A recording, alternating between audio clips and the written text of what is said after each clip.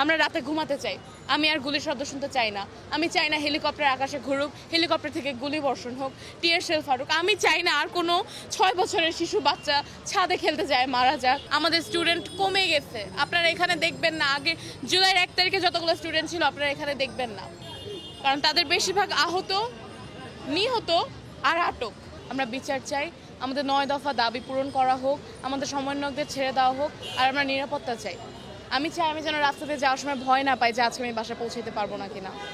আমি চাই আমি যে এলাকায় থাকি সে এলাকায় রেড দেওয়া বন্ধ হোক, কারণ প্রত্যেক রাতে রেড দিয়ে দিয়ে যেভাবে স্টুডেন্ট তুলে নিয়ে যাচ্ছে, অসংখ্য স্টুডেন্ট নিয়ে যাওয়া হচ্ছে, সেটা কোনো রিপোর্ট হচ্ছে না।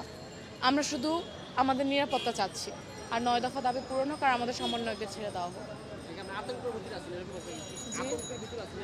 আমরা আতঙ্কের ভিতরে কিভাবে না থাকি? যেভাবে গোলাগুলি হচ্ছে, যেভাবে পুলিশ মারা হচ্ছে, যেভাবে স্টুডেন্ট মারা হচ্ছে, যেভাবে পুলিশরা আমাদেরকে অ্যাট্যাক করতেছে, যেভাবে ফোন চেক করা হচ্ছে কোনো ওয়ারেন্ট ছাড়া, কোনো ছাড়া, যেভাবে বাসায় ঢুকে রেড দেওয়া হচ্ছে, আপনি তার থেকেই শুনলেন তার বাসায় গতকালকে পুলিশ গেছে, বাসা থেকে চেক করে করে নিয়ে যাওয়া হচ্ছে, স্পেশালি ব্যাচেলর বাসা থেকে। এভাবে জীবন বাঁচা যায় না। আমরা রাতে ঘুমাতে চাই, আমরা শান্তি চাই, আমাদেরকে শান্তি দেওয়া হোক। আপনারা যে এসেছেন, আপনার পরিবার থেকে বা গার্ডিয়ান থেকে কি আপনাদের এই আমার পরিবার থেকে সম্মতি আছে, আর আমার পরিবার থেকে সম্মতি, আমরা যে পজিটিভ জিনিসটা করতেছি সেটার প্রতি আছে। আমরা কোনো কিছু নেগেটিভ চাচ্ছি না। আমাদের 9 দফা দাবি মানা হোক। আমরা শান্তিপূর্ণ আন্দোলন করতেছি। আমাদের কারোর হাতে কোনো কিছু দেখবেন না আপনারা, কারোর হাতেই কিছু নাই। আমরা শুধু আমাদের সেফটি চাচ্ছি, আমরা বিচার চাচ্ছি। যাদেরকে এভাবে অন্যায়ভাবে মারা হয়েছে, আমাদের ভাই বোনদেরকে যেভাবে জেলে ভরা হইতেছে, যেভাবে রিমান্ডে দেওয়া হচ্ছে, যেভাবে ডিটেইন করা হচ্ছে, আমরা শুধু এইটার বিচার চাই। আমরা চাই আমাদের ভাই বোনদেরকে ছেড়ে দেওয়া হোক, আমাদের 9 দফা দাবি মেনে নেওয়া হোক, আমাদের সমন্বয়কদের ছেড়ে দেওয়া হোক। আমরা চাই পরীক্ষা যেটা স্থগিত আছে এইচএসসি, সেটা চালু করে দেওয়া হোক, আমাদের এডুকেশন ইনস্টিটিউশন চালু করে দেওয়া হোক। আমরা শান্তি চাই, আমরা দেশ নর্মাল চাই। সরকারের কাছে একটাই অনুরোধ, আর কিছু না। এটা আজকে অনেকেই কথা বলছিলেন যে আসলে যারা আন্দোলনকারী রয়েছে তাদেরকে রাতের অন্ধকারে ধরে নিয়ে যাওয়া হচ্ছে, রাতের অন্ধকারে ধরে নিয়ে যাওয়ার ব্যাপারে আপনার মতামত? আমি নিজে বাসায় বসে লাইট অফ করে রাখি, ফ্যান অফ করে রাখি, যাতে বোঝা না যায় বাসায় কেউ আছে। আমি নিজে গুলির আওয়াজ পাই, বাসায় রেড দেওয়া হয়, এগুলোর সব ফুটেজ, ফোন সব কিছুই আছে। আমাদের ফোনে থাকে দেখে আমাদের ফোনটা এভাবে চেক করা হয়। আমরা ফোনে তাই কিছু রাখি না।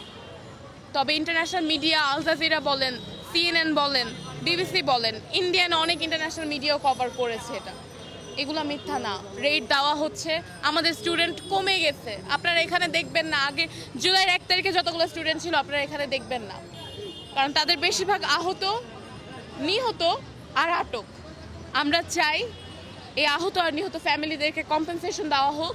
আমরা চাই আমার আটক ভাই বোনদেরকে ছাড়া হোক। আমরা রাষ্ট্রের ব্যাকবোন, আমরা রাষ্ট্রের ভবিষ্যৎ। আমাদের সাথে এরকম অন্যায় করা এভাবে হয় না। আমাদের সেফটি দেন।